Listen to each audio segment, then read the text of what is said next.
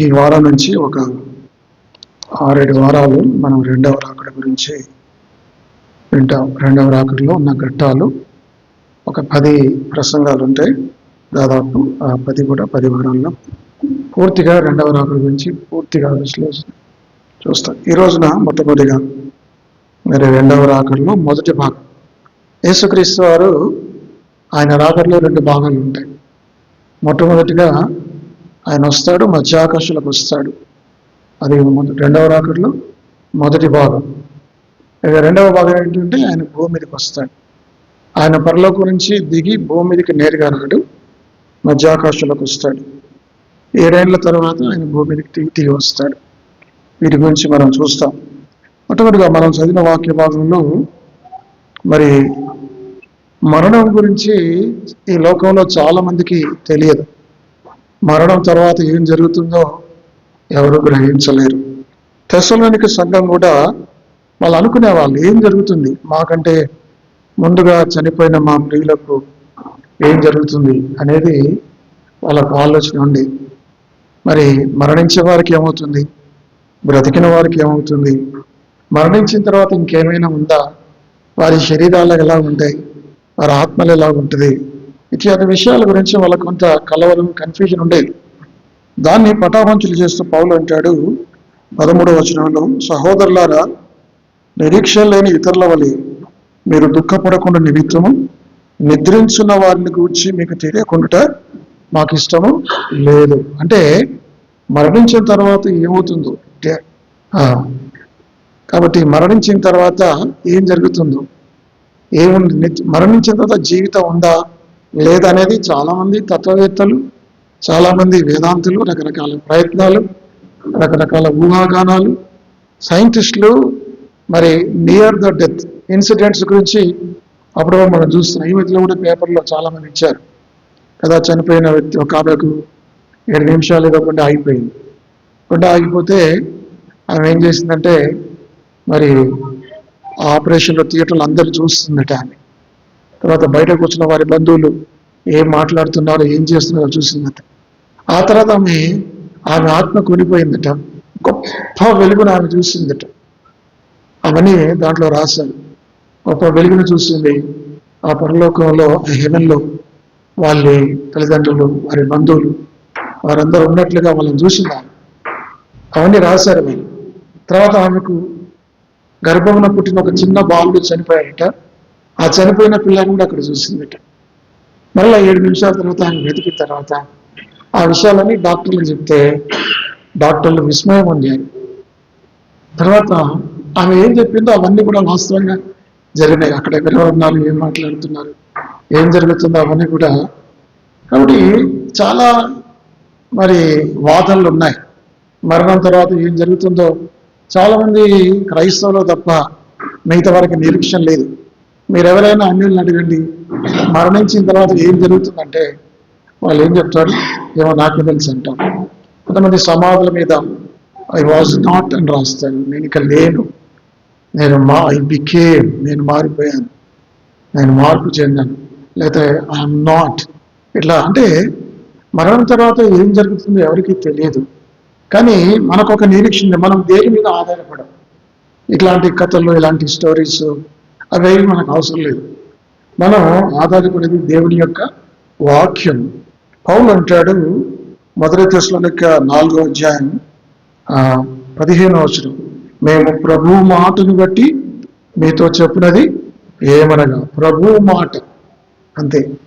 దేవుని వాక్యం ఏం చెప్తుందో అదే మనకు అదొక శిలాశాసనం లాగా, ఒక ఆజ్ఞ.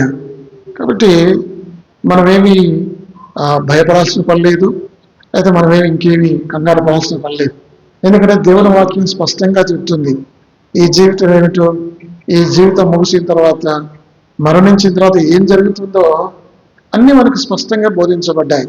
ఇంకా మనం వేరు వేరే కల్స్ మీద, వేరు వేరే సిద్ధాంతాల మీద మనం ఆధారపడి లేవు. కాబట్టి పౌలు అంటాడు మొట్టమొదటిగా మరి ఈ రెండవ రాకడలో 5 విషయాలు నేను మీతో మాట్లాడుతాను. అందులో మొట్టమొదటిగా ఏమంటాడంటే రెవల్యూషన్, ప్రత్యక్షత అనేది మనకు బయలుపరచబడింది. చూడండి 13వ వచనం, సహోదరులారా, నిరీక్ష లేని ఇతరుల వలె మీరు దుఃఖపడకుండా నిమిత్తము నిద్రించున్న వారిని గూర్చి మీకు తెలియకుండా మాకు ఇష్టం లేదు. అంటే మీకు మొత్తం మేము తెలియపరుస్తాం. యేసుక్రీస్తు ద్వారా ఏదైతే మేము విన్నామో, ఏ వాక్యం అయితే పరిశుద్ధాత్మ వల్ల మాకు బయలుపరచబడిందో అదంతా మీకు తెలియపరుస్తాం. దేవుని వాక్యం సంపూర్ణంగా మనకు తెలియపరచబడింది. కాబట్టి అందులో మనకేమీ లేదు. మనకెంతో హోప్ ఉంది, మనకు నిరీక్షణ ఉంది. ఈ లోకాన్ని విడిచిన తర్వాత మనం పరలోకం వెళ్తాం. యేసు ప్రభునందు విశ్వాసం ఉంచిన వాడు పరలోకానికి వెళ్తాడు, నిత్య జీవానికి వెళ్తాడు. యేసుక్రీస్తును నిరాకరించిన వాడు, ఆయన రక్షణను త్రోసివేసిన వాడు నిత్య నరకానికి వెళ్తాడు. ఇందులో ఇంకా ఏమీ వితండవాతం లేదు. ఇందులో ఇక రెండవ థాట్కు అవకాశం లేదు. అర్థమైందండి? మనకు మరి యేసుక్రీస్తు ప్రభువు ఎలాగొస్తాడో, ఏం జరుగుతుందో రెండవ రాకడలో స్పష్టంగా దేవుని మాట, దేవుని వాక్యం, ప్రభువు మాటను బట్టి, ఇది మనుషుల మాట కాదు, ఇది ఆ మాటకు వస్తే ఇది అపోస్తల మాట కూడా కాదు, ఇది శిష్యుల మాట కాదు, ఇది ప్రవక్తల మాట కూడా కాదు. ఎవరి మాట? ఇది సాక్షాత్తు ప్రభువు మాట. ప్రభువు మాట కాబట్టి ఇది ఖచ్చితంగా యథార్థమైన మాట. అందుకే అంత రూఢిగా అంటాడు, మేము ప్రభు మాటను బట్టి మీతో చెప్పున్నది ఏమనగా. ఏమిటి ఆయన చెప్పేదంటే, ఇప్పుడు ఆయన చెప్తున్నాడు చూడండి, 14వ వచనం. యేసు మృతి పొంది తిరిగి లేచునని మనం నమ్మిన అదే ప్రకారము యేసునందు నిద్రించిన వారిని దేవుడు ఆయనతో కూడా వెంట పెట్టుకుని వచ్చారు. నిద్ర అనేది మరణం.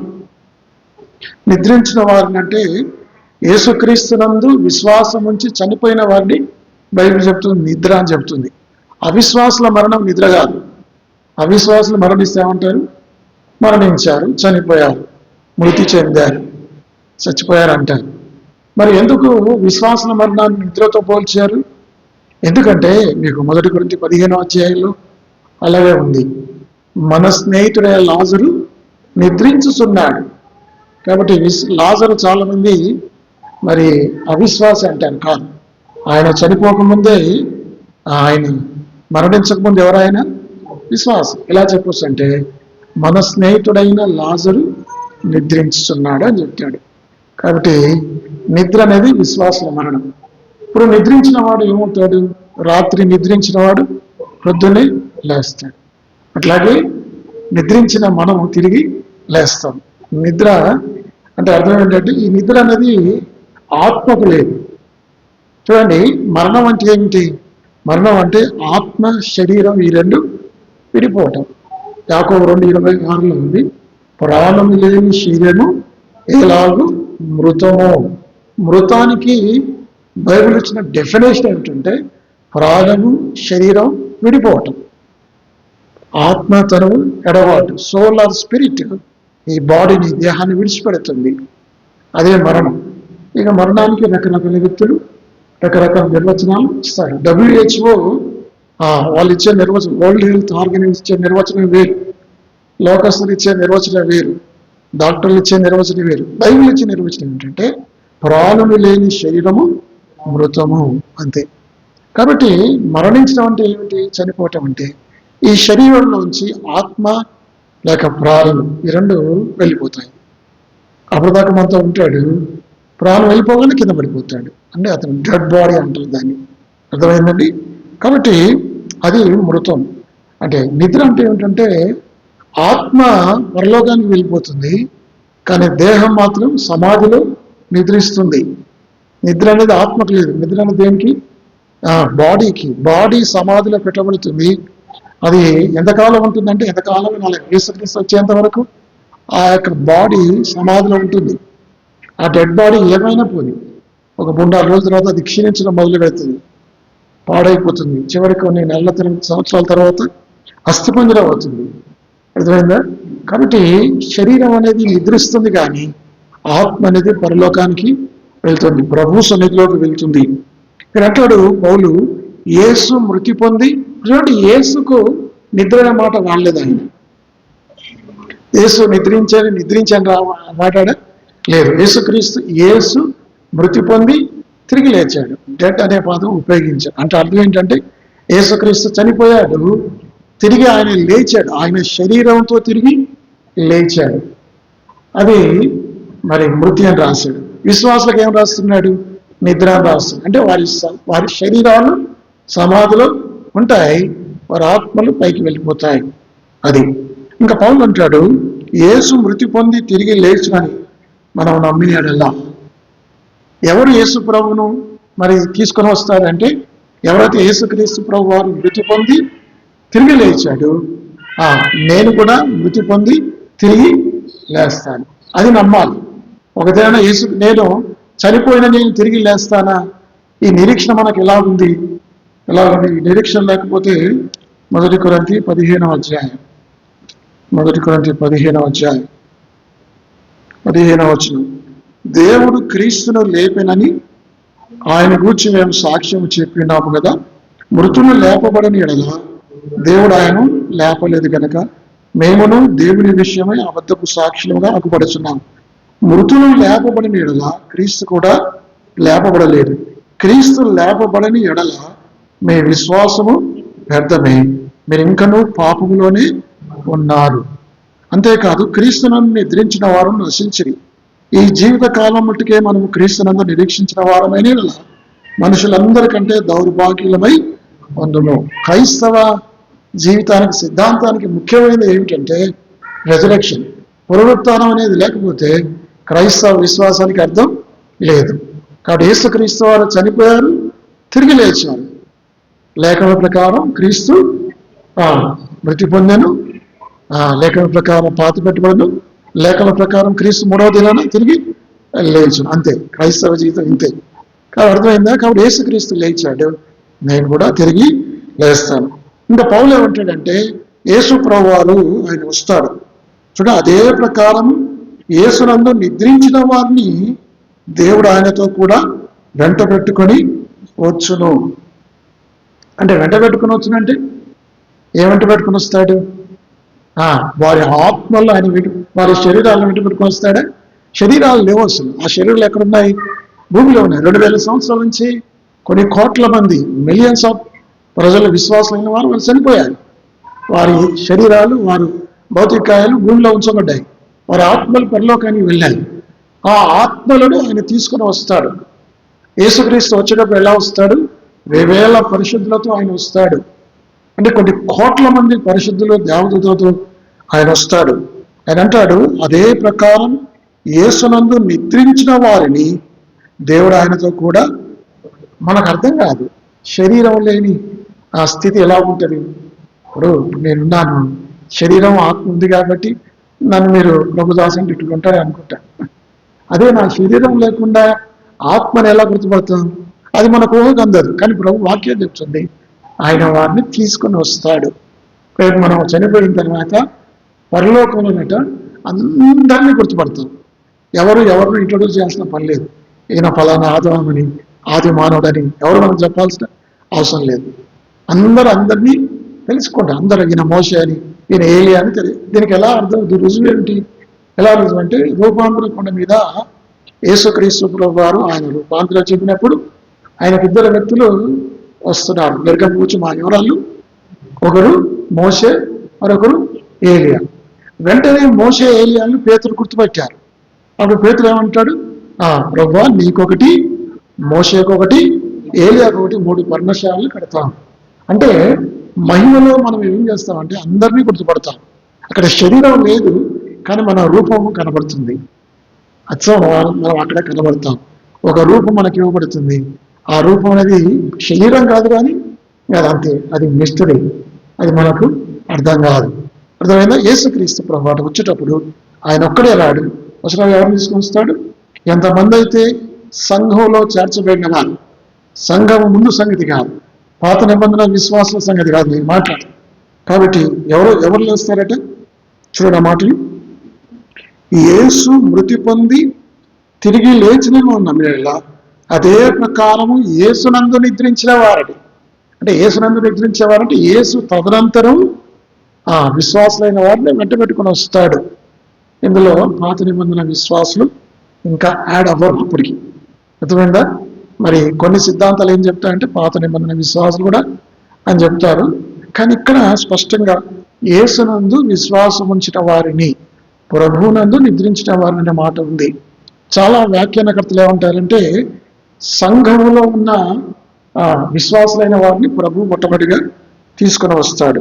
అది కూడా ఇదే మాట చెప్తున్నాడు. అదే ప్రకారం యేసునందు అంటే యేసునందు విశ్వాసం ఉంచి నిద్రించిన వారిని అర్థం. కాబట్టి సంఘంలో, కొత్త నిబంధన సంఘంలో విశ్వాసులైన వారందరూ మృతి చెందిన వారు వారి ఆత్మలను ప్రభు అయిన యేసుక్రీస్తు వారు వచ్చేటప్పుడు తీసుకొని వస్తాడు. కాబట్టి మొదటి విషయం రెవల్యూషన్ అంటే ప్రత్యక్షత, క్రీస్తు రాకడ గురించి మనకు తెలియపరచబడింది. రెండవది ఏంటంటే రిటర్న్, యేసుక్రీస్తు ప్రభు వారు ఎలా వస్తాడు అనేది చెప్పబడింది. యేసుక్రీస్తు వారు వచ్చేటప్పుడట 15వ వచనం చదువుతాం. మేము ప్రభు మాటను బట్టి మీతో చెప్పున్నది ఏమనగా, ప్రభు రాకడ వరకు సజీవులమైన నిలిచియుండు మనము. అంటే అర్థం ఏంటిది? పౌలు అనుకున్నాడు యేసు, మనం అనే మాట అనే మాట ఉపయోగించాడు. అంటే యేసుక్రీస్తు రాకడ వరకు పౌలు బ్రతికుంటానని అనుకున్నాడు కదా. అంటే పౌలు కూడా ఆ డేటు, ఆ టైం బయలుపరచబడలేదు. మీకు అర్థమైందండి? ఇంత గొప్ప పౌలు అనేక ప్రత్యక్షతలు, పాత నిబంధన ప్రత్యక్షతని మోషేకి ఎలాగో తెలపబడ్డాయో, అనుగ్రహించబడ్డాయో, భవిష్యత్తు గురించిన ప్రత్యక్షతలు పౌలు కంటే మరి ఎక్కువగా బయలుపరచబడలేదు. అందరు అపోస్తుల కంటే పౌలుకి ఎక్కువగా బయలుపరచబడేటప్పటికీ సరే ఆ యేసు ప్రభు ఎప్పుడు వస్తాడో ఆ డేటు, ఆ టైం, ఆ సీజన్స్ అనేవి కూడా ఆయన అనుకున్నాడు. నేను ప్రభు వచ్చేంత వరకు నేను బ్రతుకుంటానని ఆయన అనుకున్నాడు. అందుకే అంటున్నాడు ఏముంది అక్కడ, ప్రభు రాకడ వరకు సజీవులమై నిలిచియుండు మనము. అంటే అపోస్తలులందరూ ఏమనుకున్నారు? ఆయన వారి కాలంలోనే ప్రభు వస్తాడని అనుకున్నాడు, కానీ ఇంకా రాలేదు. 2000 సంవత్సరాలు గడిచిపోయింది. ఆ రోజులు అపోస్తలు ఏమని ప్రకటించారు? వారి కాలంలో ప్రభు వస్తాడు అనుకున్నారు. ప్రపంచవ్యాప్తంగా ప్రతి శతాబ్దంలో, ప్రతి కాలంలో యేసు వస్తున్నాడు అనే మాట ఉంది. కానీ యేసు ప్రభు ఎందుకు ఆలోచన చేస్తున్నాడు? ఎవరు నశింపవాలని ఇచ్చేయింపక అందరూ మారు మనసు పొందవాలని అందరి విషయమై దీర్ఘశాంతం కలిగి ఉన్నాడు. అదొక కారణం ఉండవచ్చు. రెండవ కారణం ఏంటంటే మరి ప్రభువు ఒక దినము ఎట్లా ఉందట? 1000 సంవత్సరాలుగా 1000 సంవత్సరాలు ఒక దినం. పేతురుపత్రికలు ఆ మాటలు ఉన్నాయి కదా. కాబట్టి ప్రభువు సమయాలు, ప్రభువుల కొలత వేరు, మన కొలత వేరు. మనకు ఒక సంవత్సరం 45 రోజులు, మనకు ఒక రోజు 24 గంటలు, ఒక నెలకు 30 రోజులు. దేవుడి కాలం ఎలా ఉంటుందో మనకు తెలియదు. 2000 సంవత్సరాలు అయిందని మనం అనుకుంటున్నా కానీ దేవునికి అంత సమయం లేదు. మన క్రిస్మస్లో ఒక సందేశం, కాలము పరిపూర్ణమైనప్పుడు దేవుడు తన కుమారుని పంపెను. యేసుక్రీస్తు ప్రభు ఎప్పుడు వస్తాడు అనేది దేవుడికి తప్ప మరెవ్వరికి తెలియదు.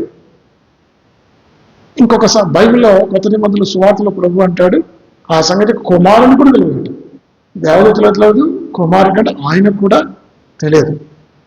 ఆయన కూడా తెలియదు అంటే మరి ఆయనకి ఎందుకు తెలియదు? యేసు ప్రభు వారికి తెలియకుండా ఏమైనా ఉంటుందా? ఎందుకు మాట్లాడినాడంటే ఆయన తన దైవత్వాన్ని గురించి మాట్లాడలేదు. ఆయన సంపూర్ణమైన మానవుడు కాబట్టి మనుష్య విధంగా ఆయన మాట్లాడుతున్నాడు. కాబట్టి క్రీస్తు రాకడ సాక్షాత్తు యేసుక్రీస్తు దేవుని కుమారునికే తెలియనప్పుడు, లేకపోతే దేవదూతలకే తెలియనప్పుడు ఇంకెవరికి తెలియదు. చాలా మంది ఈ మధ్యలో కూడా 2025లో క్రీస్తు వస్తాడని చాలా మంది బెట్టింగ్ వేశారు. మీరు విన్నారా పేపర్లు? చాలా మంది డబ్బు పోగొట్టుకున్నారు. కాబట్టి ఇవన్నీ ఉంటున్నాయి. ఇప్పుడు 2026, 2027 ఎప్పుడు వరకు వస్తాడని చెప్తున్నారు. ఇవన్నీ కూడా డేట్లు మనం చెప్పకూడదు. ఎవరైనా యేసుక్రీస్తు ఈ డేట్ నాడు వస్తాడంటే అది కల్ట్. మరి యేసుప్రభు ఎప్పుడు వస్తాడు అంటే దీని ఏమంటారంటే the doctrine of second come. It can occur the doctrine of imminent అంటారు. ఇమినెంట్ అంటే it can occur any moment, ఏ క్షణంలోనూ జరగవచ్చు, ఎప్పుడైనా జరగవచ్చు. నేను వాక్యం చెప్తున్నా కానీ ప్రభువు రావచ్చు, ఈ రాత్రే రేపు రావచ్చు, ప్రభువు రావచ్చు, రేపైనా రావచ్చు, ఇంకో 100 సంవత్సరాలైనా రాకపోవచ్చు, రాకపోవచ్చు. బైబిల్ ఏం చెప్తుంది? ఇదిగో నేను త్వరగా, అంతే, అది నుంచి మనకేమీ లేదు. కాబట్టి మనకు నిర్లక్ష్యంగా అవ్వటానికి లేదు. యేసు ప్రభు వారు వస్తాడు, అది మొదటి విషయం. యేసు ప్రభు వారు ఎందుకు వస్తాడు? 3 విషయాలు అక్కడ ఉన్నాయి చూడండి. మొదటి దశలోనిక యేసు ప్రభు వారు ఎందుకు వస్తారో అక్కడ ఉంది. ఆయన దేవుడు ఆయనతో కూడా మొదటి దశలోనిక మొదటి అధ్యాయం 10వ వచనం చదువుతాను. ఆ మధ్యలో చదువుతాను. దేవుడు మృతుల్లో నుండి లేపిన యేసు అనగా రాబో ఉగ్రత నుండి మనల్ని తప్పించున్న ఆయన కుమారుడైన యేసు పరలోకం నుండి వచ్చునని ఎదురు చూచుటకు యేసుక్రీస్తు ఎందుకు వస్తున్నాడు? ఆయన ఎందుకు వస్తున్నాడు అంటే ఉగ్రత నుంచి మళ్ళీ తప్పించడానికి, మహాశ్రమ నుంచి మళ్ళీ తప్పించడానికి, భయంకరమైన పరిస్థితి నుంచి, దేవుడి ఉగ్రత నుంచి అంటే మళ్ళీ రక్షించడానికే యేసుప్రభు వస్తున్నాడు. అది మొదటి విషయం. ఇక రెండవది ఏమిటంటే అది దాన్ని ఏమంటారంటే సాల్వేషన్. ఇక రెండవది ఎందుకు వస్తున్నాడు ప్రభు? మొదటి తెస్సలోనిక 2వ అధ్యాయం 19వ వచనం. ఏలైనగా మా నిరీక్షణను ఆనందమైనను అక్షయ కిరీటమైన ఏది మన ప్రభు అయిన యేసు యొక్క రాకడ సమయమున ఆయన మీరే కదా. అంటే సర్వీస్. యేసుక్రీస్తు ప్రభు వారు రాకడ ఏం చెప్తుందంటే అది సేవ, సర్వీస్ గురించి మాట్లాడుతుంది. మూడవది యేసుక్రీస్తు ప్రభు ఎందుకు వస్తున్నాడు? మనల్ని స్థిరపరచడానికి వస్తున్నాడు. చూడండి మొదటి తెస్సలోనిక 3వ అధ్యాయం 13వ వచనం. మరియు మన ప్రభు అయిన యేసు తన పరిశుద్ధులందరితో వచ్చినప్పుడు మన తండ్రి అయిన దేవుని ఎదుట మీ హృదయమును పరిశుద్ధత విషయమై అనంజమైనవిగా ఆయన స్థిరపరచుటకై మేము మీ ఎలాగూ ప్రేమలో అభివృద్ధి వర్ధిల్లుచున్నాము. Number 1 salvation, number 2 service, number 3 stability. మొదటి అధ్యాయంలో యేసుక్రీస్తు రక్షించడానికే వస్తున్నాడు. అదే 2వ అధ్యాయంలో సేవ మరి సర్వీస్ కొరకు వస్తున్నాడు. 3వ అధ్యాయంలో స్టెబిలిటీ, స్థిరత్వం కొరకే ఆయన వస్తున్నాడు. కాబట్టి యేసుక్రీస్తు వారి రాకడ గురించి ఉంది. యేసుక్రీస్తు రాకడలో ఏం జరుగుతుందో నేను మీకు చెప్తాను. అక్కడట చూడండి 15వ వచనం చదువుతారా? 15వ వచనం. మేము ప్రభు మాటను బట్టి మీతో చెప్పినది ఏమనగా ప్రభు రాకడ వరకు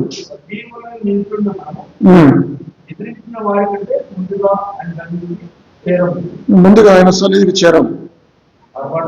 ఇక్కడ 3 శబ్దాలు ఏర్పడతాయట. యేసుక్రీస్తు రాకడ వచ్చినప్పుడు, ఆయన పరలోకం నుంచి ఆయన దిగి వస్తున్నప్పుడు అక్కడ 3 శబ్దాలు ఏర్పడతాయి.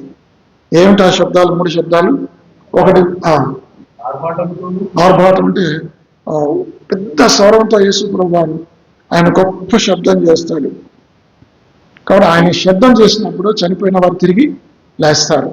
ఒకవేళ ఆయన మధ్యాకాశంలోకి వచ్చిన తర్వాత ఏం జరుగుతుంది? యేసుక్రీస్తు ప్రభువారు పరలోకం నుంచి దిగి వస్తాడు. దిగివచ్చి ఎక్కడికి వస్తాడు? ఆయన భూమికి వస్తాడా? ఎక్కడికి వస్తాడు? మధ్యాహ్నానికి వస్తే ఏం చేస్తాడు? ఆయన గొప్ప శబ్దం చేస్తాడు. షౌట్ అనే మాట ఉపయోగించారు ఇంగ్లీష్. గొప్ప శబ్దం, ఆర్భాటం అని తెలుగులో వాడారు. గొప్ప శబ్దం. ఏం జరుగుతుంది? గొప్ప శబ్దం. ఆ శబ్దం విన్న మృతులు తిరిగి లేస్తారు. యేసు ప్రభు వారు మధ్యాకాశంలోకి వచ్చి స్వరం, గొప్ప స్వరం చేస్తాడు. చనిపోయిన వారి ఆత్మలు, వారి శరీరాలు సమాధిలో ఉన్నాయి, వారు తిరిగి లేస్తారు కదా. మొదటి యోహాను 11వ అధ్యాయం 11వ వచనం. యోహాను 11వ అధ్యాయం 11వ వచనం చదవండి. చెప్పిన తర్వాత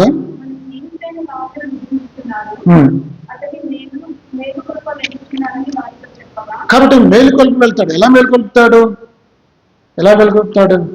లాజరు సమాధిలో పెట్టబడ్డాడు. యేసుప్రభు వారు సమాధి ముందు నిలబడతాడు. నిలబడి ఏమంటాడు యేసుప్రభు వారు? లాజరు బయటికి తినబడి. ఒక ఆయన ఏమని కామెంట్ చేశారంటే అక్కడ లాజరు మాట పెట్టకపోతే చనిపోయిన వాళ్ళందరూ కూడా తిరిగి ప్రపంచంలో కొన్ని కోట్ల మంది ప్రజలు ఏకకంఠంతో లేసేవాళ్ళట. అంటే యేసుప్రభు వారి ఆయన స్వరంలో అంత శక్తి ఉంది. యోహాను సువార్త 5వ అధ్యాయం 28వ వచనం. యోహాను 5:28. దీనికి ఆశ్చర్యపడకుడి. అది కాదు, దేవుని కుమారుని స్వరం అనే మాట. 26 నా మాట విని కాదమ్మా, ఆ తర్వాత వచ్చిన మృతులు దేవుని కుమారుని శబ్దము వచ్చుచున్నది, ఇప్పుడే వచ్చినది. యేసుక్రీస్తు ప్రభువారు దేవుని కుమారుని యేసు మధ్యాకాశం నిలబడి ఆయన గొప్ప స్వరం చేస్తారు. ఆ స్వరం విన్నవారు తిరిగి లేస్తారు. ఇప్పుడు చనిపోయిన వారు తిరిగి లేస్తారని రుజువు ఏమైనా ఉందా? చనిపోయిన వారు తిరిగి లేస్తారని రుజువు ఏమైనా ఉందా? ఉంది. దానికి రుజువు ఎవరు? లాజరే. యేసుప్రభు ఎలా లేచాడు అనుకోండి, మనుషుల సంగతి లాజరు, చనిపోయిన లాజరు తిరిగి లేచాడు. ఒకనాడు మనం కూడా తిరిగి లేస్తాం. యేసుప్రభు వారు తిరిగి లేచాడు, లాజరు కూడా తిరిగి, చనిపోయిన లాజరు తిరిగి లేచాడు. ఇంకా తలితాకుమి, చనిపోయిన చిన్నది, ఆయురు కుమార్తె చనిపోయిన చిన్నది లేచింది. యేసుప్రభు అన్నాడు, ఏమన్నాడు? తలితాకుమి, చిన్నదానా లేము. తర్వాత నాయన గ్రాముల విధురాల కుమారుడు చనిపోయినప్పుడు యేసుప్రభు అన్నాడు, చిన్నవాడా లెంపనితో చెప్పుచున్నాను. యేసుప్రభు వారి స్వరం ఇట్లా వెళ్ళిందో లేదో, ఇట్లా నోటి మాట రాకముందే ఆ కుమారుడు లేచి కూర్చో. అంటే శక్తి ఎక్కడుంది? ఎక్కడుంది? దేవుని కుమారుని స్వరంలో ఉంది. కాబట్టి యేసుక్రీస్తు ప్రభు వారు వచ్చినప్పుడు ఏం జరుగుతుందంటే, ఆయన వచ్చేటప్పుడు ప్రభువునందు నిద్రించిన వారిని ఆయన వెంటబెట్టుకుని వస్తాడు. అది మొట్టమొదటి విషయం. రెండవది ఏం జరుగుతుందంటే, అక్కడ 3 శబ్దాలు. ఒక శబ్దం ఏమిటి? ఆర్భాటముతో ప్రభు గొప్ప కేక వేస్తాడు. ఆయన కేక ఎవరు వేస్తాడు? ఎవరిని స్వరం చేస్తాడు? మనకు బైబిల్ అట్లా చెప్పలేదు. యోహాను 5:20 ఉంది, దేవుని కుమారుని శబ్దము విను గడియ వచ్చుచున్నది భవిష్యత్తు. అంటే రేపు రాకడలో వచ్చున్నది. ఇప్పుడే వచ్చి ఉన్నది. ఇప్పుడే వచ్చినదంటే ఇప్పుడు వచ్చింది. అంటే ఆత్మీయంగా చనిపోయిన మనం దేవుని వాక్యం చదవటం ద్వారా ఆయన స్వరాన్ని, ఆయన వాక్యంలో వింటున్నాము. ఆత్మీయంగా మనం బ్రతుకుతున్నాము. అర్థమైందా? ఉదాహరణకి అప్పుడు లాజరు చనిపోయాడు కదా. లాజరు చనిపోయినప్పుడు ఏమైంది? ఆయన స్వరాన్ని లాజరు విన్నాడు, లేచాడు. కాబట్టి యేసుక్రీస్తు వారి స్వరంలో అంత శక్తి ఉంది. అది మొదటి సంగతి. ఇక రెండవది, అక్కడ ఇంకొక శబ్దం ఉంది, ఆర్భాటముతోను ప్రధాన దూత శబ్దముతోను. ప్రధాన దూత అంటే ఇక్కడ ఎవరు అంటే మిఖాయేలు. అది ఎక్కడుంది అన్నమాట? మిఖాయేలు అన్నమాట. యూదాపత్రిక 9వ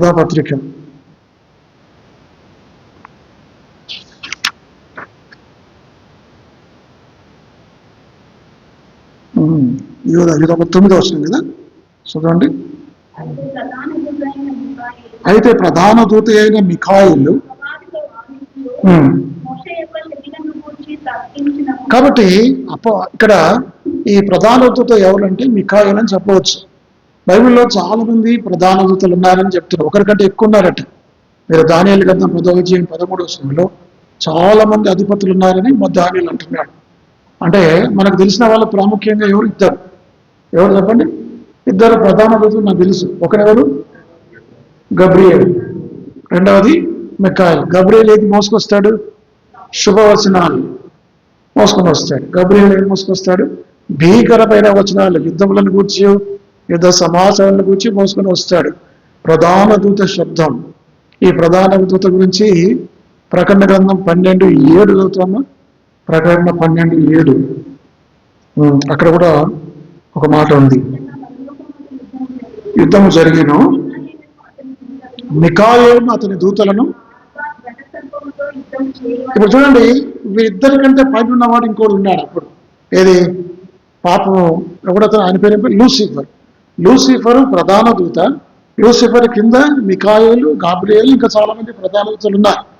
కానీ ఈ లూసిఫర్ అనే ప్రధాన దూత గర్వించడం వల్ల వారి మీద యుద్ధం చేశారు. ఎవరు చేశారు?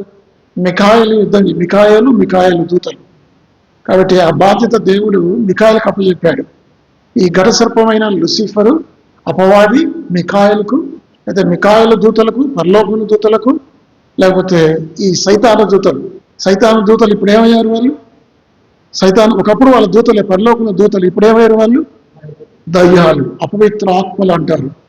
ఒకప్పుడు వాళ్ళు అపవిత్రాత్మలు కాదు, వాళ్ళు పరలోకముల వాళ్ళు ఎవరు? దూతలు. కానీ ఇప్పుడు దూతలే దయ్యాలుగా పడద్రోయబడిన ఆత్మల ఉంది. 2వ పేతురు 2వ అధ్యాయంలో వారు పడిపోయిన దేవదూతలు ఉంది కదా, పడిపోయిన దేవదూతలు. సరే, ఇక్కడ ప్రధాన దూత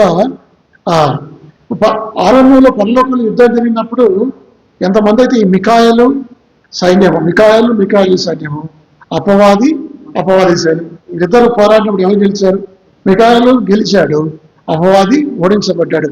అపవాదితో పాటు పరలోకంలో ఎంతమంది దూతలు ఉన్నారు? వాళ్ళందరిలో 1/3 మంది పడద్రోయబడ్డారు. అదేమాట 12వ అధ్యాయం 3వ వచనం, ప్రకటన 12. ఎంతమంది పడిపోయారు దూతలు? అక్కడ ఉంది ఆ మాట. కనబడను ఉమ్, ఉమ్, ఉమ్.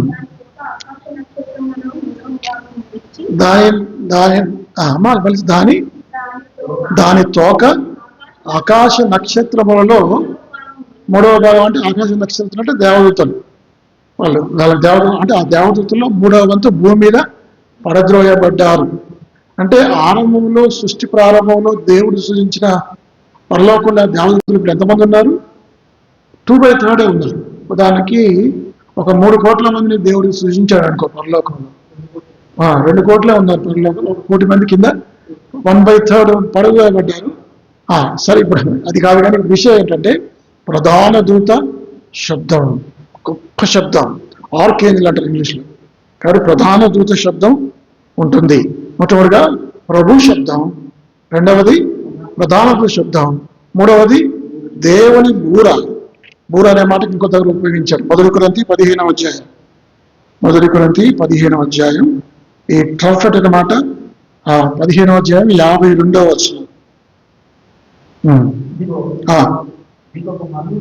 తెలుపుచున్నాను. మనమందరం నిద్రించము గాని నిమిషంలో రెప్పపాటున కడబ్రో బూర గాని. కాబట్టి ఈ బూరలు ఏం చెప్తున్నాయంటే ఇశ్రాయేలు ప్రజలకు బూరల గురించి బాగా తెలుసు. బూరలు అంటే ఏంటంటే యుద్ధానికి సన్నద్ధం అవటం. ఒకటి బూరలు అంటే మీకు లేవియాకాండం 10వ అధ్యాయంలో డీటెయిల్స్ ఉన్నాయి, మీరు తర్వాత చదువుకోండి. బూరలు అంటే ఏంటంటే ఒక ప్రాంతం నుంచి ఇంకో ప్రాంతానికి వాళ్ళు ఏం చేసేవాళ్ళు, ఇశ్రాయేలు ప్రజలు ఒక క్యాంప్ వేసేవాళ్ళు. ఆ క్యాంప్ వేసినప్పుడు ఏమైతే అక్కడి నుంచి ఇంకో ప్లేస్కి వెళ్ళాలంటే ఏం చేయాలి? బూర ఊదాలి. బూర ఊదిన నాకు అర్థమైంది, నేను చిన్నప్పుడు స్కూల్లో వెళ్ళేటప్పుడు గంట కొట్టేవాళ్ళు. అంటే గంట కొడితే అర్థమైంది స్కూల్లో టైం అయింది. అట్లాగే మరి బూర ఊదినప్పుడు బూర ఊదింది కాబట్టి మనం ప్రయాణం చేయాలి అర్థం. 3 శబ్దాలు నిలబడతాయి. అర్థమైందా? ప్రభు స్వరం, రెండవది ఆర్భాటంతో ప్రభు కేటాయిస్తాడు, రెండవది ప్రధాన దూత శబ్దం, మూడవది దేవుని బూర. మనుషుల బూర కాదు, దేవుని బూర, ప్రధాన బూరతో అనే మాట ఉపయోగించాం. అది మనం 2 చూసాం. 1, 5 చూడాలి. 5లో 1 చూసా ప్రత్యక్షత, రెవల్యూషన్ చూసా. రెండవది సెకండ్ రాకడ, రిటర్న్ చూసా. ఇప్పుడు చూద్దాం రిజరెక్షన్, పునరుత్థానం చూద్దాం. పునరుత్థానం ఎలా ఉంటుంది చూడండి. మొదటి దృష్టికి 4వ అధ్యాయం 16వ వచనం. ఆర్భాటముతోను ప్రధాన దూత శబ్దముతోను దేవుని బూరతోను పరలోకం నుండి ప్రభు దిగివచ్చు. క్రీస్తునందుండి మృతులైన వారు ఎవరు లేస్తారు? మొదట క్రీస్తునందుండి మృతులైన వారు. అది మళ్ళా చెప్పాడు పౌలు. అంటే సంఘంలో చేర్చబడిన వారు. క్రీస్తు పూర్వం వారు ఎప్పుడు లేస్తారు అనేది ఆయన భూమి మీదకి వచ్చిన తర్వాత పాత నిబంధన విశ్వాసులు ఎప్పుడు లేస్తారు చూడండి. దానియేలు గ్రంథం 12వ అధ్యాయం అక్కడ ఉంటుంది అన్నమాట. దానియేలు గ్రంథం 12వ అధ్యాయం మొదటి వచనం. ఆ కాలమందు నిలిచినట్టి వచ్చును.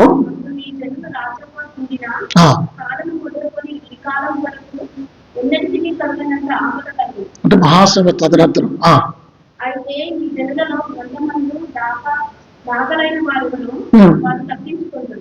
మరియు సమాధిలో నిద్రిస్తూ అనేకులు మేలుకొనేదరు. ఎప్పుడు ఇది అంటే పాత నిబంధన విశ్వాసులైన వారు మహాశ్రమల కాలం తర్వాత యేసుక్రీస్తు ప్రభువారు భూమి మీదకి తిరిగి వచ్చే సమయంలో వారు వాళ్ళు తిరిగి లేస్తారు. అంటే ఇప్పుడు సంఘంతో చేర్చబడతారు అని అర్థం. అర్థమైందండి? ఇప్పుడు ఈ వక్తలకు ఈ 2 విషయాల్లో కన్ఫ్యూజన్ ఉంది, కలవరం ఉంది. దేని గురించి? యేసుక్రీస్తు వచ్చేటప్పుడు పాత నిబంధన విశ్వాసంలో తీసుకుని వస్తాడా, అయితే కొత్త సంఘంలో చేర్చబడిన వస్తారా అనేది దానికి బైబిల్ ఏం చెప్తుంది? క్రీస్తునందుండి మృతులైన వారు. ఇంకంతకన్నా ముందు మనం చూసాం ప్రభునందు నిద్రించిన వారు మొదలు లేస్తారు. అంటే ఇది బట్టి మనకి ఏమర్థమవుతుందంటే సంఘంలో చేర్చబడిన వారు ముందు లేస్తారు. అర్థమైందా? ఇది లేవటం అనేది ఎట్లా ఉంటుంది? రిజరెక్షన్ అంటే అర్థం ఏంటిది? రిజరెక్షన్ అంటే అర్థం ఏంటంటే మనం ఏం పెడతామో, ఉదాహరణకి విత్తనం పెట్టాము. మనం భూమిలో ఒక విత్తనం నాటాం, ఏమొస్తుంది? విత్తనం వస్తుందా? లేదు. చూడండి ఆ మాటలు 1 కొరింథీ 15వ అధ్యాయం. 1 కొరింథీ 15వ అధ్యాయం ఎన్నో వచనం అది? కాదు 37. ఓ అవ్వే 36 ఓ అవ్వేకి నీ విత్తునది చచ్చితేనే గాని బ్రతికింపబడదు కదా, నీ విత్తుదాన్ని చూడగా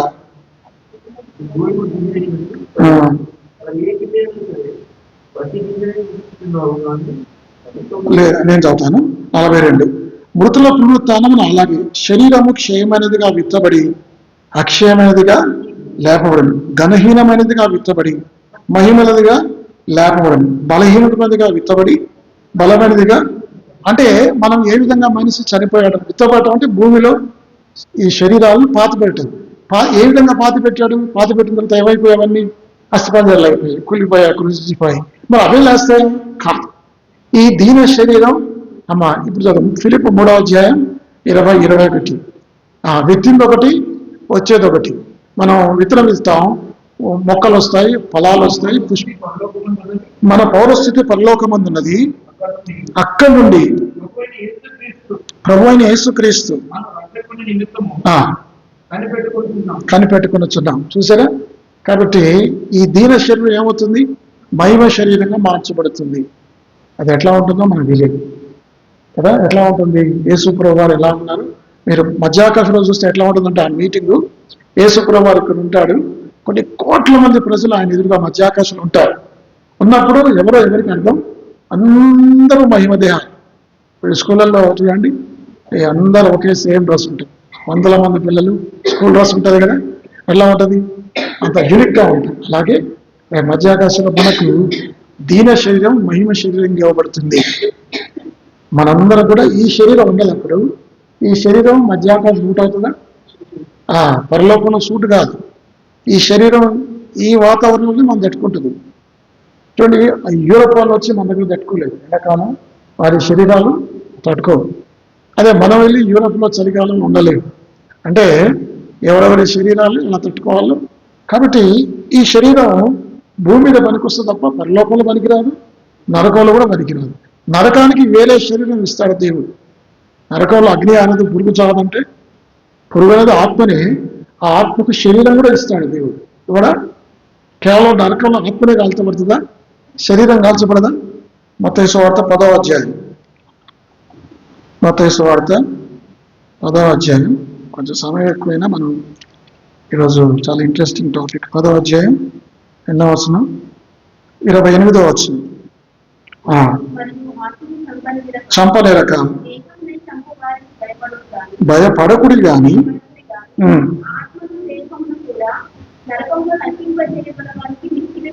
అంటే నరకంలో ఏం పడుతుంది? ఆత్మతో పాటు. మరి దేహం ఎక్కడిది? దేహం సమాధిలో పెట్టారు. అంటే దేహం అంటే ఇంకొక దేహం వాళ్ళకు అక్కడ సూట్ అయ్యే దేహం వాళ్ళకి ఇవ్వబడుతుంది.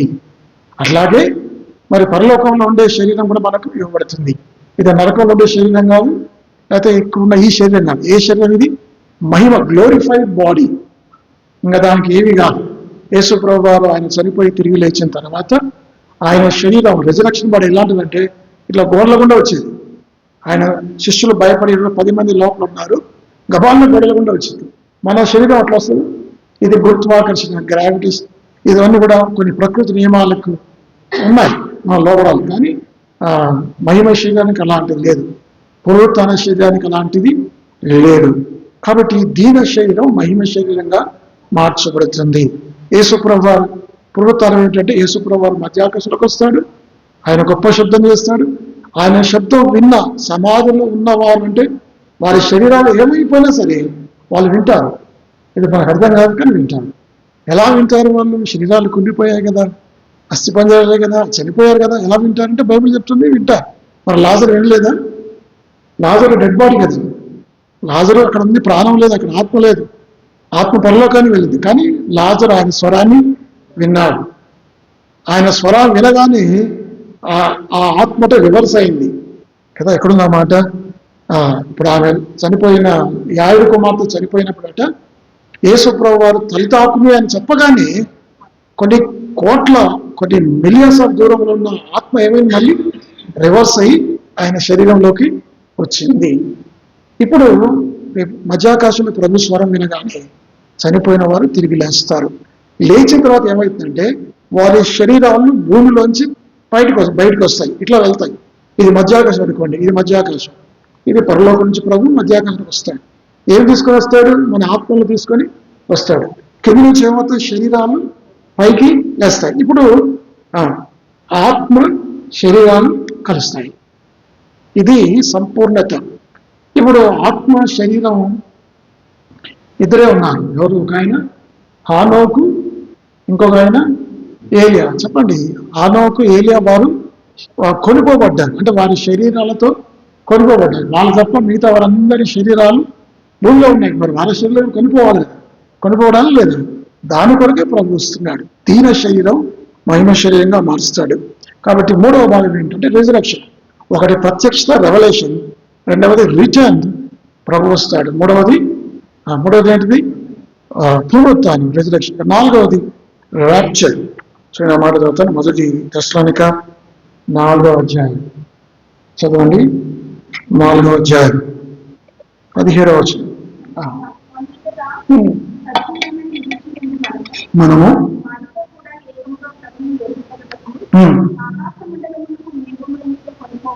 కొనుక్కోబడుతున్నాము.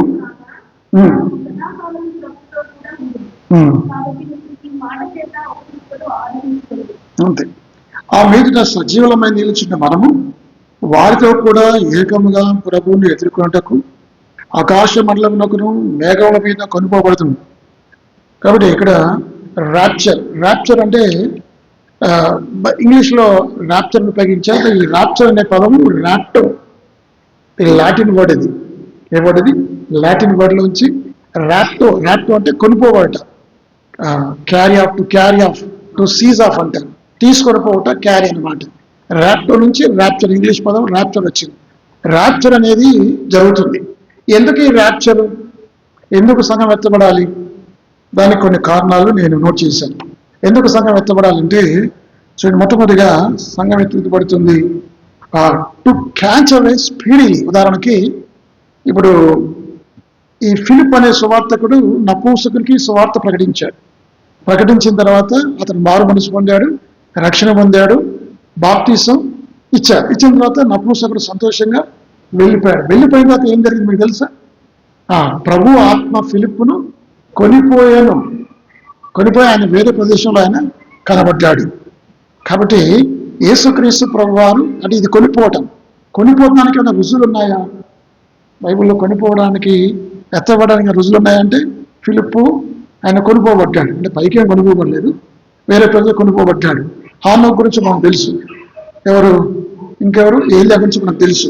కాబట్టి స్పీడ్గా కొనుక్కోబడతాం మనం. అది. ఇక రెండవది, ఎందుకు కొనుక్కోబడతామంటే, ఇప్పుడు యేసుక్రీస్తు ప్రభు, ఇప్పుడు ఇవన్నీ ఉన్నాయి కానీ అవన్నీ మీకు చెప్పను. ఎందుకు కొనుక్కోబడతామంటే మహాశ్రమాల నుంచి తప్పించడానికి వాళ్ళు యేసు ప్రభు వచ్చి మధ్యాకాశంలోకి వచ్చి మృతులు చనిపోయిన తర్వాత బ్రతుకున్న వారు కొనుక్కోబడలేదు. ఎత్తబడకపోతే ఏమైతే మనం అందరూ కూడా మహాశ్రమల కాలంలో ఉంటాం. ఆ శ్రమల నుంచి మళ్ళీ తప్పించడానికే యేసు ప్రభు వస్తున్నాడు. కొంతమంది ఈ వాక్యం నేను శ్యామంలో చెప్తే ఒక ఆయనతో ఆర్గ్యుమెంట్ చేయడం మొదలుపెట్టాడు. ఏం నువ్వు తప్పు చెప్తున్నావు? ఏం తప్పు? ఆయన అంటాడు, మహాశ్రమల కాలం తర్వాత సంఘం ఎత్తబడుతుంది అంటాడు. కొంతమంది అట్లా చెప్తున్నారు, కానీ అది కాదు. ఇప్పుడు మహాశ్రమంలో సంఘం ఉంటే అర్థం ఏముంది? నేను కొనుక్కోవడానికి అర్థం లేదు కదా. దేవుడు ఎందుకు వస్తున్నాడు? ఇందాక మనం చదివా మొదటి దశలోనిక 1వ అధ్యాయం 9వ వచనం ఏముంది? అనగా రాబో ఉగ్రత నుండి తప్పించున్నా. అంటే రాబో ఉగ్రత నుంచి, రాబో ఉగ్రత అది నరకం కావచ్చు, భూమి మీదనేమో మహాశ్రమలు. కాబట్టి ఆ ఉగ్రత నుంచి మళ్ళీ తప్పించడానికి వస్తాడు. ఒకవేళ మనం కొనుక్కోబడకపోతే ఏమవుతామంటే, మహాశ్రమ కాలంలో విశ్వాసులైన వారు, ప్రభు రక్షింపబడిన వారు మహాశ్రమల కాలంలో వాళ్ళు ఉండరు. వారు అంతకన్నా ముందుగానే 7 ఏళ్ల శ్రమల కంటే ముందుగానే వారు మధ్యాకాశానికి కొనుక్కోబడతారు. ఇక రెండవది, ఎందుకు కొనుక్కోబడాలి అంటే కొత్త ప్రదేశానికి వెళ్తాము కదా. ఏమిటి? యేసుప్రభువు అంటాడు, నేను మీకు స్థలము సిద్ధపరచ వెళ్ళుచున్నాను, నా తండ్రి ఇంట అనేక నివాసములు కలవు, నేనుండు స్థలములో మీరును ఉండాలన్నా, నేను మరలా వచ్చి మిమ్మల్ని కొనిపోదును. కాబట్టి సంఘం ఎత్తబడతాది. ఎందుకు కొనుక్కోబడతారంటే ప్రభుతో ఉండుటకు. Heaven is a real place. కదా. పరలోకం అనేది వాస్తవమైన స్థలం.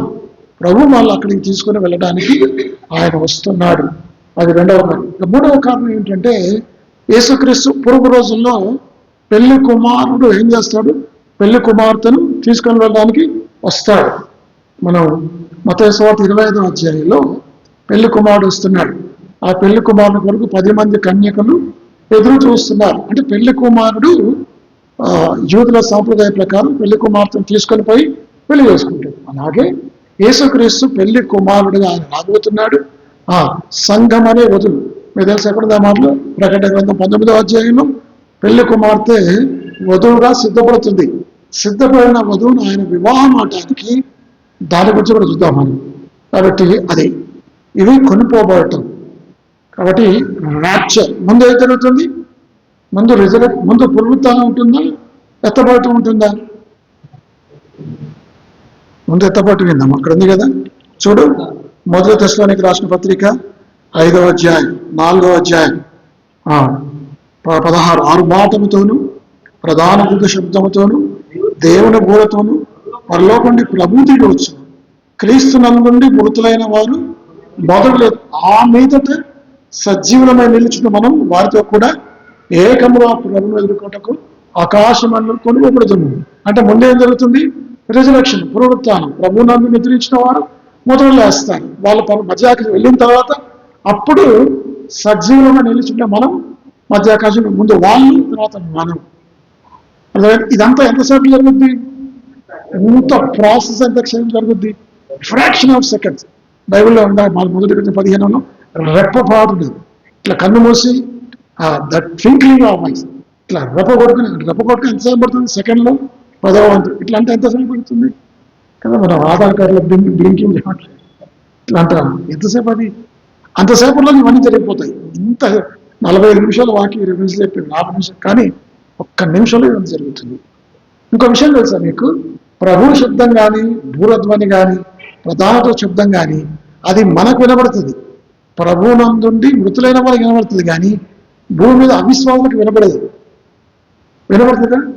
వినబడ్డా అదొక ఉరుములాగా వినబడుతుంది. యేసు ప్రభు వారు, మీరు యోహాను సువార్త 12వ అధ్యాయంలో తండ్రి ఆయనతో మాట్లాడుతున్నాడు. నా కుమారుడా నిన్ను, నా తండ్రి నేను మహిమపరచమంటే నా కుమారుడు నిన్ను ఉరుము వంటి శబ్దం వచ్చిందని అన్నాడు. అంటే మిగతా వాళ్ళకు ఒక ఉరుములాగా శబ్దం వినబడింది. విశ్వాసులకు మాత్రమే, చనిపోయే ప్రభువునందు ఎదుర్చిన వారికి మాత్రమే ఈ శబ్దాలు స్పష్టంగా వినబడతాయి. అవిశ్వాసమైన వారు దాన్ని వినలేరు. ఒకవేళ విన్నా అస్పష్టంగా శబ్దాలు. ఇప్పుడు ఏం జరుగుతుంది ర్యాప్చర్లో? ఇప్పుడు సంఘం ఎత్తిపోయిన తర్వాత ఏం జరుగుతుంది? ఒకవేళ విమానం పైలట్ ఉన్నాడు. విమానం పైలట్లో 400 మంది ప్రయాణికులు ఉన్నారనుకోండి. పొరపాటున పైలట్ కనుక విశ్వాస అయితే పైలట్ పైకి వెళ్ళిపోతాడు, విమానం కూలిపోతుంది. కో పైలట్ వెంటనే అంత వచ్చి తీస్తే పర్లేదు, అర్థమైందా? ఇప్పుడు స్టీమర్ ఉంది, లేకపోతే 4 ఓడలు ఉన్నాయి, అవి నీళ్ళలో తిరుగుతున్నాయి అనుకో, ఇట్లా అది వెళ్ళిపోతాడు, అవి తిరుగుతూనే ఉంటాయి. అర్థమైందా? కొన్ని కోట్ల మంది వాళ్ళ వస్త్రాలు కింద పడిపోతాయి. ఈ యొక్క ఈ వస్త్రాలనే కదా, ఇవన్నీ పడిపోతాయి, దేహాలు వెళ్ళిపోతాయి. ప్రపంచం అంతా కలవరం. మిలియన్స్ ఆఫ్ పీపుల్, లక్షల మంది, కోట్ల మంది ప్రజలు సెకండ్లో మాయమైపోతారు. ప్రపంచం అంతా అల్లకల్లరి. ఇంకా అతను వీళ్ళకి ఫోన్ చేస్తారు, వీళ్ళు వాళ్ళకి ఫోన్ చేస్తారు. టైమ్స్ ఆఫ్ ఇండియా తెలుసుకుంటాడు, న్యూయార్క్ టైమ్స్, అందరూ ఫోన్ చేస్తారు. ఏమైంది తెల్లవాళ్ళ పేపర్లు వస్తుంది. కొన్ని కోట్ల మంది ప్రజలు మాయమైపోయారు. లోకానికి అది అర్థం కాదు. అర్థమైందా? ఇది ఎత్తబడే సంఘంలో ఉన్న వాళ్ళు మరణాన్ని చూడకుండా వాళ్ళు వెళ్ళిపోతారు కదా. ఆ మాట చదువుతారు 11వ అధ్యాయం యోహాను సువార్త 25. యోహాను 11:25.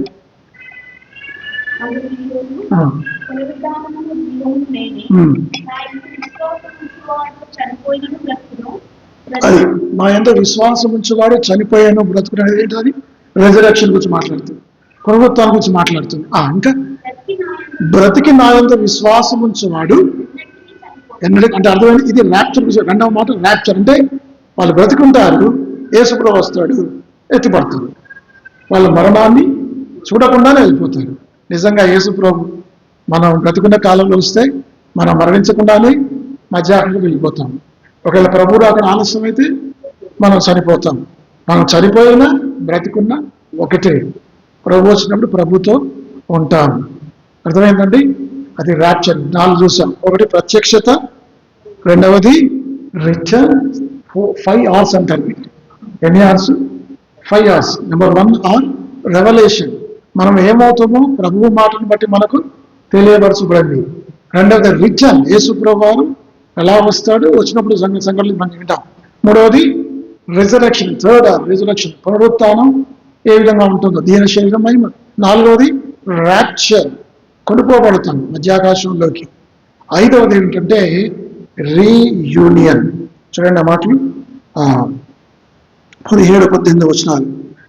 ఆ మీదట సజీవులమైన నిలిచిన మనము వారితో కూడా ఏకంగా ప్రభువుని ఎదుర్కొనటకు ఆకాశ మండలమునకు మేఘల మీద. ఇదంతా రికార్డ్ అవుతుందా? ఓకే. ఆకాశ మండలమునకు మేఘల మీద కొనుక్కోబడతాము. కాగా మనము సదాకాలం ప్రభుతో కూడా ఉండము. కాబట్టి మీరు ఈ మాట్లాడితే ఒకరినొకడు ఆదరించుకుంటే రీయూనియన్. రీయూనియన్ అంటే యేసు ప్రభుతో ఉండటానికి మనం కొనుక్కోబడతాం. అది మాత్రమే కాదు, మన స్నేహితులు, మన ప్రియులు, మనకంటే ముందుగా చనిపోయిన వారితో కూడా మనం ఉంటాం. వారితో మనం కలిసి reunite with our lovely friends. వాళ్ళతో మనం అందరం కలిసిపోతాం. ఇప్పుడు మరణం వచ్చింది, మా నాయన 1996లో చనిపోయాడు కదా. నన్ను మా నాన్నను మరణం వచ్చి ఏం చేసింది? వేసింది. రేపు యేసుక్రీస్తు వచ్చి ఏం చేస్తాడు? మా ఇద్దరిని కలుపుతాడు. Death is great separator, but Jesus Christ is great reconciler. ఆ యొక్క నాయుడు గ్రామంలో విధవరాలి కుమారుడు ఉదయకాలంలో మరణం వచ్చి ఏం చేస్తుంది? వారిద్దరిని తల్లి కుమారులు ఏం చేసింది? వేరు చేస్తుంది. సాయంకాలం యేసుప్రభు వచ్చి వారిద్దరిని ఏం చేశాడు? కలిపాడు. అది రేపు మధ్యాకాశం ఇదే జరుగుతుంది. ఈరోజు మనం ఏడుస్తున్నాం, బాధపడుతున్నాం, దుఃఖపడుతున్నాం, కానీ మనం చనిపోయిన వారిని మళ్ళా మనం చూస్తాం. ఇది శుభప్రదమైన నిరీక్షణ, ఇది మహిమా నిరీక్షణ, ఇది శుభ good hope, blessed hope, living hope. ఇలా మనకుంది నిరీక్షణ ఉంది. మరణం అనేది, ఒక ఆయన తన భార్య చనిపోయిందట. చనిపోతే అందరూ ఆయన ఓదారుస్తున్నారు. Brother, you have miss your wife అని చెప్తున్నారు. ఆయన అన్నాడు, I have not missed my wife. Missing అనేది ఎప్పుడు అంటే, అది ఎక్కడ పోయిందో, ఎక్కడ తప్పిపోయిందో నాకు తెలియకపోతే అది మిస్ అయ్యారట. నా భార్య ఎక్కడుందో నాకు తెలుసు కదా. ఎక్కడుందో ఆమె ప్రభు చెంత ఉంది, పరలోకంలో ఉంది. నేను ఎట్లా మిస్ అయినాడు? కొంతకాలం మేము వేరే అంతే. తర్వాత మా ప్రభు మనల్ని మరలా కలుపుతాడు. కాబట్టి ఇక్కడ ఉన్నాడు. కాబట్టి కాగా మనము సదాకాలం ప్రభువుతో కూడా ఉందాము. అందరం ఉంటాం. మన చనిపోయిన ప్రియులు ఉంటారు, అంటే విశ్వాసులైన వారు. మనకంటే ప్రభు నమ్ముకొని చనిపోయిన వారందరూ మరలా మనం చూస్తాం. మన నేత్రాలతో మనం చూస్తాం. ప్రభుతో మనం ఉంటాం. ఇది మన నిరీక్షణ. కాబట్టి రీయూనియన్. కాబట్టి ఇప్పుడు ఇట్టి మాటల చేత ఏం చేయాలి? మనం ఆదరించుకోవాలి, బలపరుచుకోవాలి. ప్రాముఖ్యంగా మనం ఏం చేయాలంటే, క్రీస్తు రాకడది ఇది వాస్తవం, ఇది కల్పితం కాదు, లేకపోతే ఇది ఇంకోటి కాదు, గూఢకం కాదు. ఇది ప్రభు మాట, ఇది దేవుని వాక్యం. బైబిల్ చెప్తుంది, ఆకాశం భూమి గతించిన నా మాటలు ఏమాత్రం గతించు. యేసు ప్రభు వారు వస్తున్నాడు. కాబట్టి మనం ఏం చేయాలి? ఆయన రాకడ కొరకే మనం సిద్ధపరచబడాలి. 2 పేతురు 3వ అధ్యాయం.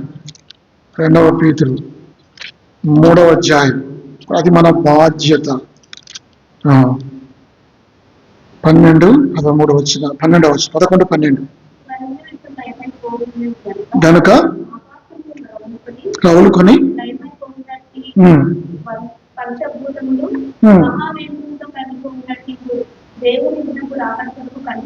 దేవుని దినపు రాకడ కొరకు కనిపెట్టచ్చు, దానిని ఆశతో అపేక్షించచ్చు, ప్రవర్తనతోను భక్తితోను. అది ఇంతసేపు చెప్పిన వాక్యం దేనికోసం? ఇంత గంట సేపు, దాదాపు 50-55 నిమిషాలు, 1 hour నేను చెప్పినంత దేనికోసం? ఈ ఒక్క మాట కోసం. ఒకటి ఏం చేయాలి? దేవుని దినపు రాకడ కొరకు కనిపెట్టాలి. రెండవది దాని ఆశతో అపేక్షించుకోండి. ప్రభు నువ్వు రా అని చెప్పాలి. ప్రభు అయిన యేసు రమ్ము అని అంటే దాని ఆశతో అపేక్షించడం. నువ్వు మారు మనసు పొంది రక్షించబడిన వాడైతే యేసు ప్రభు రావాలని కోరుకుంటావు. మారు మనసులో ఏం చేస్తాడు? ప్రభు ఇంకా రావద్దు, ఇంకా ఆలస్యం చేస్తే బాగుంది అనుకుంటాడు. కానీ బైబిల్ ఏం చెప్తుంది? ఆయన రాకడను ఆశతో అపేక్షించాలి. మూడవది పరిశుద్ధమైన ప్రవర్తనతోనూ భక్తితోనూ ఎంతో జాగ్రత్త గలవారై. అంత జాగ్రత్త లేకపోతే ఇంకోటి ఏం చేయాలి మనం? 1 యోహాను 3వ అధ్యాయం 3వ వచనం. ఈ నిరీక్షణ అంటే ఏ నిరీక్షణ? యేసు ప్రభువు వస్తాడన్న నిరీక్షణ పెట్టుకున్నవాడు ఏం చేయాలి? ఆయన పవిత్రమైనట్టుగా మన వాక్యం ముగించమని తీర్మానం చేసి, ప్రభువా నీ రాకడ వాస్తవం, నీ రాకడ కొరకే నన్ను సిద్ధపరచు. ప్రభు ఇంతకాలం నిర్లక్ష్యంగా జీవించాను, పాపంలో జీవించాను, అపవిత్రతలో జీవించాను. ప్రభా ఇక నుంచి నేను జాగ్రత్తగా ఉంటాను, నన్ను నేను పరిశీలించుకుంటాను. నీ రక్తంతో నన్ను కడుగు, నన్ను పవిత్రపరచు. జాగ్రత్తగా భక్తితో నేను నీ రాకడను అపేక్షిస్తానని చెప్పి తీర్మానం చేసుకోవాలి. 5 విషయాలు చూసాం. మీకు గుర్తున్నా? ఈ 5 గుర్తుంటే వాక్యం: 1 రెవల్యూషన్, ప్రత్యక్షత; 2 రిటర్న్, యేసు రాకడ, తిరిగి రావటం; 3 రెజరక్షన్, పునరుత్థానం; 4 రాప్చర్, సంఘాతో పాటు; 5 రీయూనియన్. మనం అందరం కూడా సదాకాలం మనం ఇక ఎన్నటికీ రబాయి యుగాలు ఎవర్ లాస్టింగ్ మీటింగ్ అని కదా. రేపు మధ్యాకాశంలో మీటింగ్ ఎలాంటి మీటింగ్ అది? ఇప్పుడు ఎవర్ లాస్టింగ్ మీటింగ్. అది ఎప్పుడు ఇప్పుడు మనం మీటింగ్కి వెళ్తాం, వెళ్తే ఏం చేస్తాం? భోజనం చేసినాక మళ్ళీ మనం డిస్పర్స్ ఎవరో వెళ్ళిపోతాం. కానీ ఈ మీటింగ్ అట్లా కాదు. ఒక్కసారి మనం కూడుకున్నామంటే ఇక ఎన్నటికీ వేరుగా యుగాలు ever lasting meeting. It will be A glorified meeting. మహిమగల కలయిక, అది మొత్తం మహిమగా ఉంటుంది. అలాంటి దినం రాబోతుంది. దాని కొరకే భక్తి శ్రద్ధతో మనం ఎదురు చూడాలి. ప్రభువా నీ రాకడ కొరకు నేను కనిపెట్టుకుంటాను, భక్తిగా జీవిస్తాను, నా పాపాలు క్షమించు, నీ రక్తంలో కడిగిన మనం పశ్చాత్తాపడదాం. దేవుడి వాక్యం దీవించు.